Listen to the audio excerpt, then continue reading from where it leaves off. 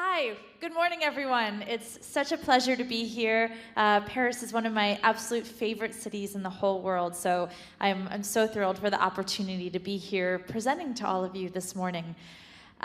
Just a little background about me before we dive straight into the presentation. I don't know if the slides are working. Maybe next slide if someone is manning that. Thank you. Just a few things about me. I grew up right outside of New York City and went to Harvard University. The only reason I mention that is because I have another sibling who did not graduate from Harvard University. And so when you have something one leg up, you have to talk about it a little. After that, I moved to New York City and had a few years of kind of traditional marketing experience at Ogilvy and Mather and Forbes. And it was right around that time that Facebook was starting to get a lot of traction. And my brother kept calling and saying, "You have to come out and work for us. We need someone with digital marketing experience," which code meant we need someone to work for free, and you're my sister, so you have to come out to California and work. I told him I'd give him one summer to just see what it was all about. Went out to California and was literally just blown away. It was these young guys in a house coding around the clock 24/7, and thank you. And they just had this incredible passion and energy for what they were doing.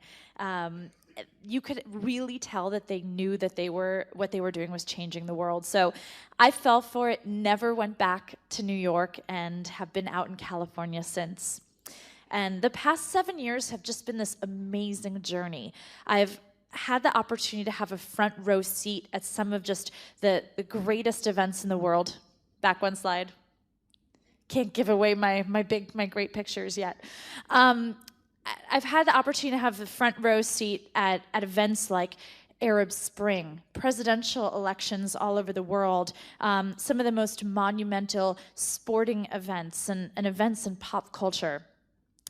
And a few things that I noticed that were really, really interesting is that first, Facebook took a very kind of demand-led marketing approach. So rather than opening to everyone on day one, it was a slow rollout, college by college. So first, students, if you had a .edu email address, you could get Facebook. Then it opened to corporations, then to everyone. So it made people feel very special and invite only.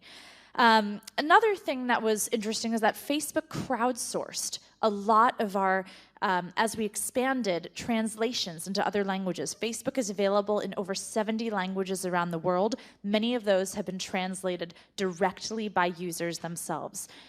French was actually one of the first languages that Facebook expanded into, and with our French user base, in 48 hours, the entire site was translated.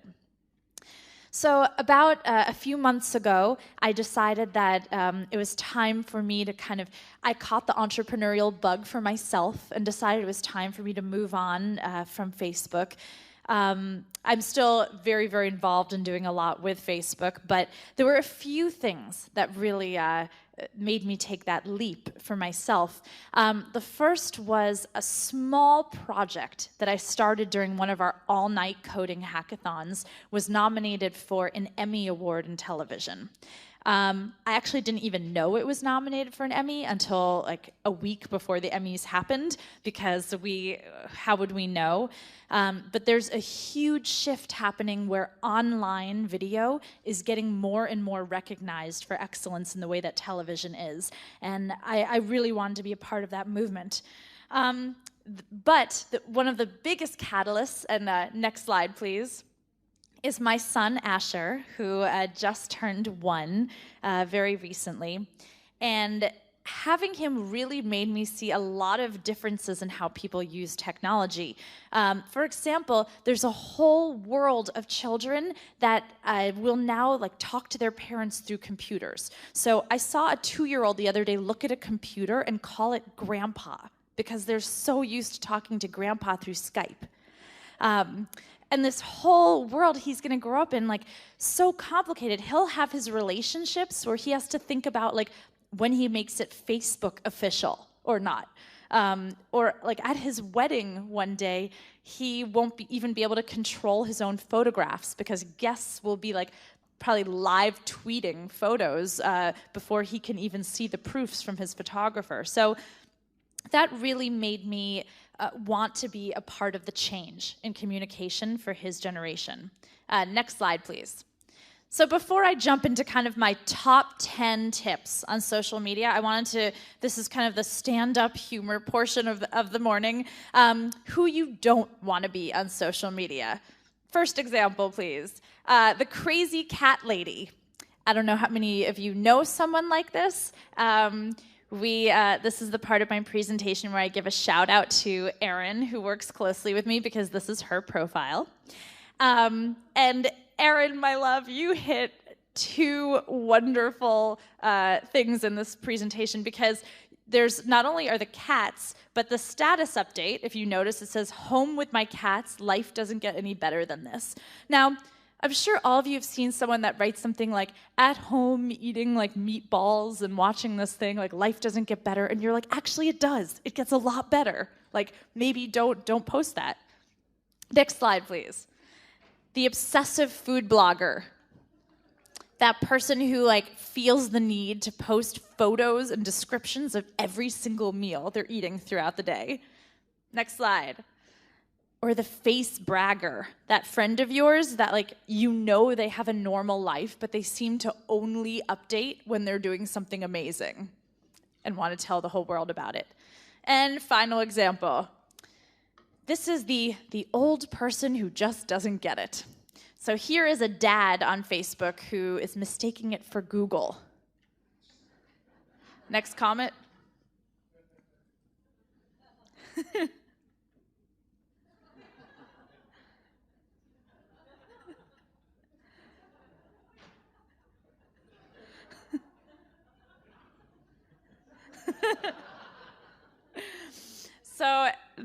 So I know we've all seen someone who's doing that.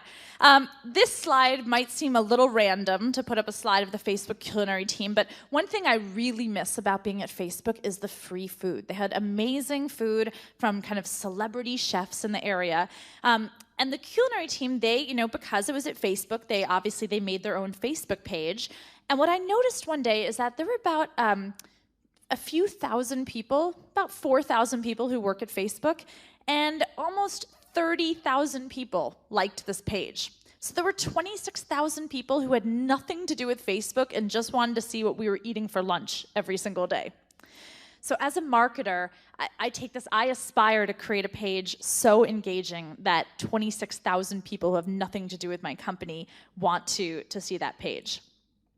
So now I want to get into kind of the top 10 tips that I'm seeing for social media. I've had the great opportunity of traveling around, of speaking to a lot of amazing entrepreneurs and a lot of top tech events, and these seem to be some of the top things that are on everyone's mind. Next slide, please. And actually, one more. The sharing economy. There's this really interesting trend going on right now where people want to have a luxury life, but they don't want to spend like luxury. They want to have nice vacation homes, nice cars, designer outfits, but they don't want to pay the money for it. So we're starting to see the emergence of what kind of we're calling a sharing or rental economy.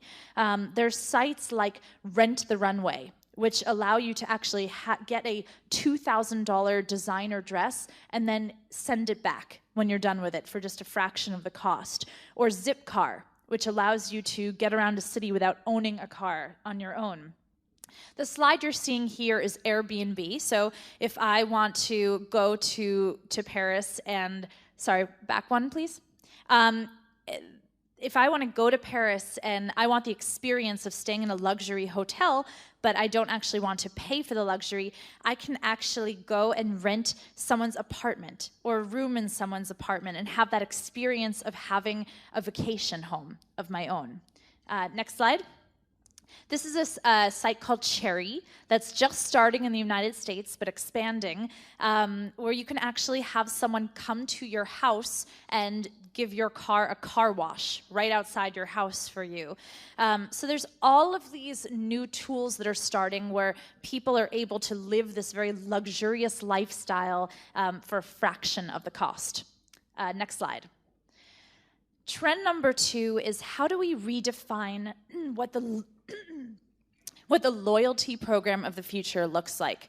Now, when we think loyalty programs, we think of frequent flyer miles or hotel points. We don't often think about social media as a way to have a loyalty program with our fans. But Guild Group does something really interesting. They actually allow their Facebook fans to have 1 hour preview access to sales before everyone else does. So they really give their fans, sorry, not yet. They really give their fans a reason to like their Facebook page. So because if you get to the Facebook page, you get some exclusive access. So anyone out here who's running a Facebook page, please, oh wow, the slides are really having a mind of their own. Sorry. Thank you. I'll cue you for the slides. If you're running a Facebook page of your own, really, really think hard about exclusive access that you can give people so they feel they have a reason to like your page and they feel like if they're coming there, they're getting something special that they wouldn't just get otherwise. Next slide, please. People as platforms and media brands. All of you, it's very interesting. We're in a world where all of us are media companies in our own right. I worked on my high school newspaper when I was in school, and we had probably 30 people working on it for a total distribution of a few thousand readers. Now, I'm sure there are many of you in this room that reach a few thousand people every single day just through Facebook and Twitter. So we live in this interesting world where all of us are media companies, which means that's both wonderful and very, very scary for brands. On one perspective, if you have a great experience with a product and you tweet about it or update Facebook, so many people will now see wonderful things about that company. On the other hand, if you have a bad experience with a product, again, likewise, you may broadcast that now to thousands and thousands of people. So it's becoming more and more important for brands to provide excellent customer service and support for people, and for all of us to wield our social media power responsibly and wisely. Next slide.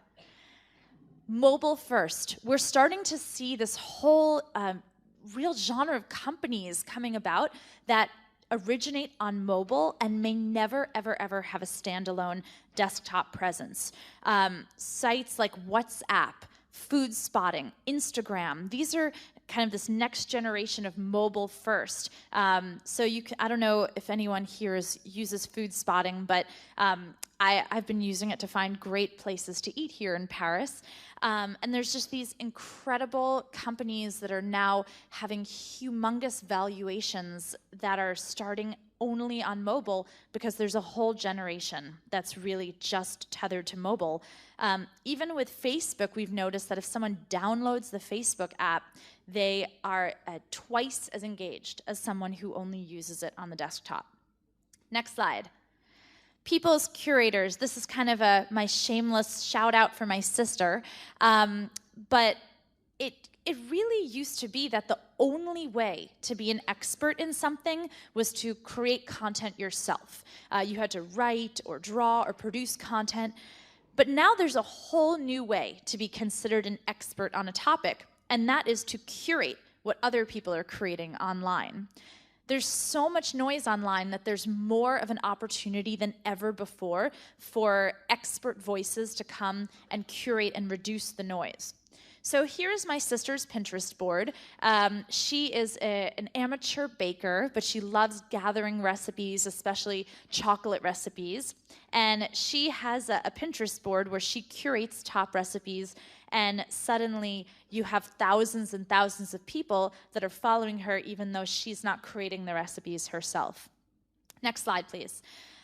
Similarly, on Facebook, there's a new feature that launched just a few months ago called interest lists. So you can curate kind of top places in Paris.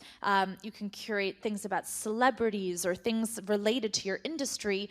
And even though you didn't write the articles yourself, you can suddenly become an expert and have lots of people following you. So I would definitely think about how you could leverage that for your business, because people really, really want expert voices. Next slide. Now that everyone is in the process of switching to timeline on Facebook, think about what you could really do with your timeline, because timeline provides you with an excellent way to tell a beautiful visual story. Here is the Louvre's Facebook page. They do a beautiful job of using timeline as almost an extension of the museum itself. You can use timeline as almost a virtual magazine or a virtual photo gallery, because you get to just tell so much more about your brand to users and make it a very emotional experience. Next slide, please. Subscription and appointment shopping. This is a pretty fun one that's gaining a lot of traction. It used to be you could send someone like a wine of the month club or flowers of the month. Now you can send pretty much anything of the month to people. A few of the ones that are really starting to take off in the US and expand beyond, one is called Birchbox, where you can get 3 small beauty samples delivered to your door every month. And man packs for like the man in your life who won't shop for razors and socks. You can get that stuff all delivered to your doorstep. Again, I think this plays on the same theme as the curation, because there's so much noise out there, so many choices and products, that people just want an expert to choose for them. So if you work for a company or an industry, anything that you can do to be an expert voice, picking products, picking things for people to look at or pay attention to, you're going to really have a head start over your competition. Next slide. Video and live streaming. This is what I'm really focused on in my new company and new endeavor, because I think video provides the opportunity to tell such a rich, compelling story about your company and about the industry. Just a few fun things that we've done since I launched my new company in video. We've worked a lot with Cirque du Soleil, and I know that we have a great speaker from Wildfire later who's going to tell you a bit more. But we did a kind of a behind the scenes with Cirque du Soleil, where you could see what a day in the life was with all of the artists and the performers. And then on Facebook, you had to actually like the videos to unlock them one by one. So it gave people a real reason to like the videos and get their friends to like them. We've also done a lot with shopping, so you could actually buy products straight through Facebook, and we've done a lot with all-night hackathons. And I know I'm running out of time. I have only one trend left. Next slide, please. The final trend, and this is my absolute favorite one because I think it's so much fun, is the gamification of everything in our lives, especially things that used to seem tedious or not fun. So, for example, going for a run. A lot of people love running. They get the runner's high. For me, it's really hard to get that start. But the Nike Plus app actually has this fun feature where if you post that you're going on a run and your friends like it on Facebook, it cheers for you in your ear while you're running. So you actually hear applause. You're on your run and it's like, yay! Like John loved that you're going on a run. Like it totally gives you that boost. Next slide. This is an alarm clock where you put your credit card into it, and every time you hit snooze, it donates $1 to charity. It's a pretty good one. And then finally, a scale that tweets your weight. So, oh yeah, I know, believe me, if any one of you would get this product, you're a braver soul than I am. But talk about accountability. You actually step on the scale and it tweets your weight to your friends. So even making weight loss a game.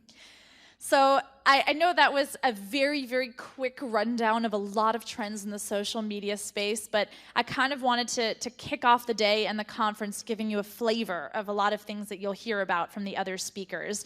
And final slide, if since I threw so much information at you in a short time, if you want to get in touch with anyone from our team, if you're interested in thinking about social video and what productions online looks like, please feel free to reach out to any of us. And thank you all so much. Have a wonderful day. Thanks very much, Randi. You want to stay? Just want to move up here? So we're going to take a few questions. I have a quick question. We don't have to sit down. Okay. You can stand. Sure. But if you want to stay, I didn't know if we were like sit. formal, informal. No, we can dance. All right. Okay. Great presentation. Thank you very much. Oh, you know, the one thing I noticed when you were chatting was that it was interesting how complicated it was going to be for you mentioned that your child's life was going to be very complicated. Yeah. And it was really interesting to me because you've grown up in this whole world and you're so digital and all that, and you still think it's going to be complicated for your child. Why? I just think there's so many more layers of things you have to think about. And one of the topics or one of the causes that I hold really dearly is cyberbullying and how to counter cyberbullying. I talk to a lot of parents out there. There are things that like we never dealt with growing up that like would you ever imagine that like students in a locker room at school, like they snap photos of each other getting changed and then upload it to Facebook? So there's like things that happen like that like you might have bad photos of yourself online that you don't even know, that you didn't know someone took. So I feel really passionately about cyberbullying as a cause and how to counter that, but I think there's just so many things in this instant world of technology that he'll have to deal with that we didn't. I'm worried that there's going to be 2-year-olds cyberbullying each other like through their iPads. The last thing is data. I want to talk a bit about data because the one thing about Facebook that's been so great, and a lot of, Pinterest doesn't have data yet. We're working with a couple of companies that may have that data. But the one thing about Facebook is that when you have a Facebook page, you get so much data. You do. What do you see as the future of data, and what are some of the things that are on your horizon that you think are exciting for both video and data overall? I think what's really interesting about data is when you can bring it with you to sites besides just Facebook.com. So when you go to a news site and log in with Facebook, and all of a sudden it knows you and it knows what articles are important to you. Or you go to a travel site and all of a sudden it shows you reviews by your friends, or it shows you places that you would like. I think that ability to kind of use the data to personalize the web is what's really interesting to me. Obviously, the Facebook purchase of Instagram was interesting because Facebook is so, photos are so important to Facebook. As you morph towards video, there's a lot of people here who are, from the TV business or from the content business. In terms of like an overall strategy, is it more important to have your video everywhere, or is it better just to be placing it on Facebook where your audience may be, or YouTube or any other? Is there a strategy you're using? I mean, I think you definitely want the video to be everywhere, but I think the case with Facebook and photos shows that the most important thing is to make your content social. Because arguably, Facebook photos there's a lot of things that it's missing. You can't have red eye reduction, you can't edit your photos, there's a lot of things you can't do. But Facebook photos are still bigger than every other photo site on the web combined because of how social they are with the tagging.